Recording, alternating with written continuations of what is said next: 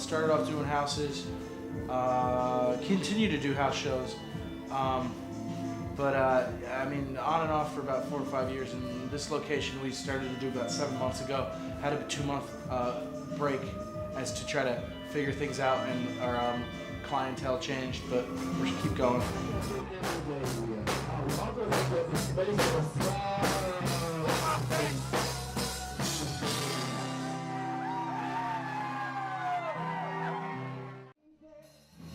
From the great height, burned down the mission.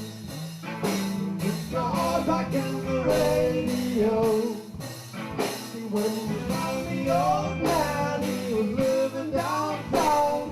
And never showed a light, and we burned down the mission. So put God back in the radio. 1, 2, 3.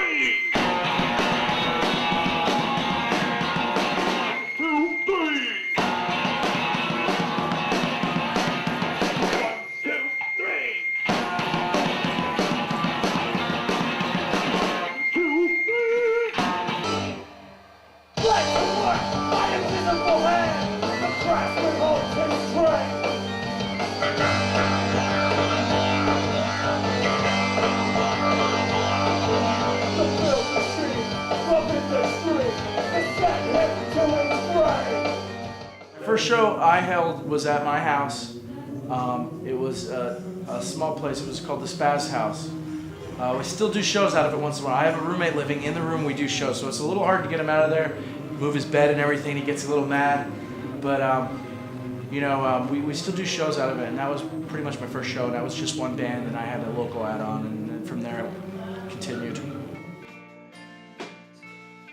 I like to incorporate different places to do shows, not just the Spazzatorium, because you got to keep contact with places like that, and you got to not just have it every day at this certain place.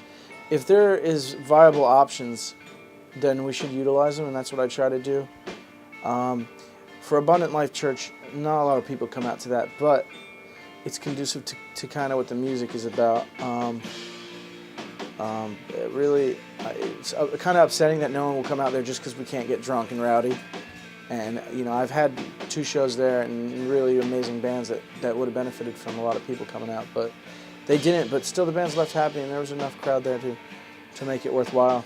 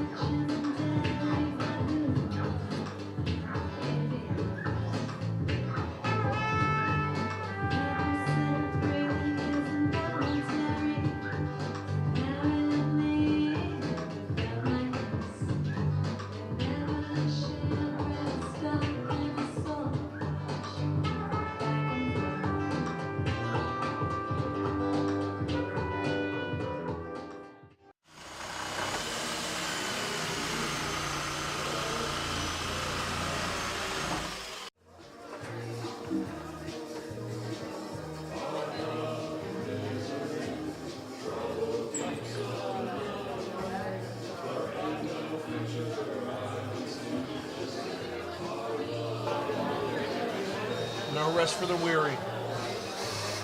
That's a fast door.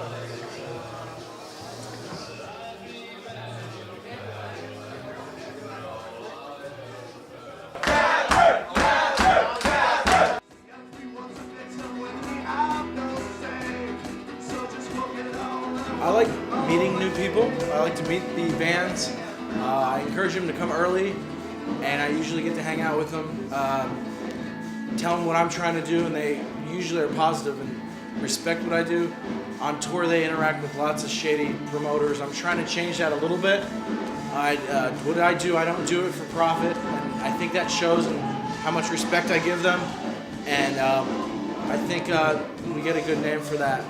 Are we really going to believe a company like Monsanto and others? I mean, Monsanto, what it has given to us in the past? It gave us Roundup. Not many of us are familiar with it. It's a nasty, nasty pesticide that it gave to us. How many of us know Agent Orange? And our Marines and Prosperity affected by Agent Orange for wars. They gave the We're screen printing. It's basically a photo emulsion stencil. If anyone's familiar with regular stencils, you can't have like an island out here. Like you can have a square with a circle because there's nothing over there. So basically, what screen printing is you make a stencil like in a mesh, so that's suspended there, so that you can have complicated images. And it gets pretty cool. So basically, we teach you how to do that.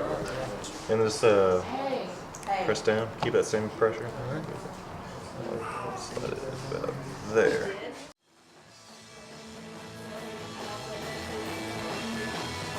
The Spaz is kind of like a 1.5, I'd say. The Spaz 1.0. It's not a 2.0 yet. That's when we're all legit and we're like ready for cops to come and tell us, to give us the look over and to say, okay, fine, we're leaving. If they come now, they probably could fine us. That's something I wish we could avoid, but in order to have shows and to have bands, I mean, we're taking a risk. I am myself taking a risk now that I'm the solo person on the lease. They could, as long as we don't give them a reason, I'm hoping that they won't come through. This is sounding like the same thing that happened last time, but I mean, if we were just, I mean, I don't have enough money to turn it into the legit place that this town wants it to be. But, you know, I also don't have the patience to wait for it to be. And there's a lot of bands that need some help coming through, and there's no live music venue here that really is representing what these bands need. So I mean, I'm willing to take a kind of a risk to do it.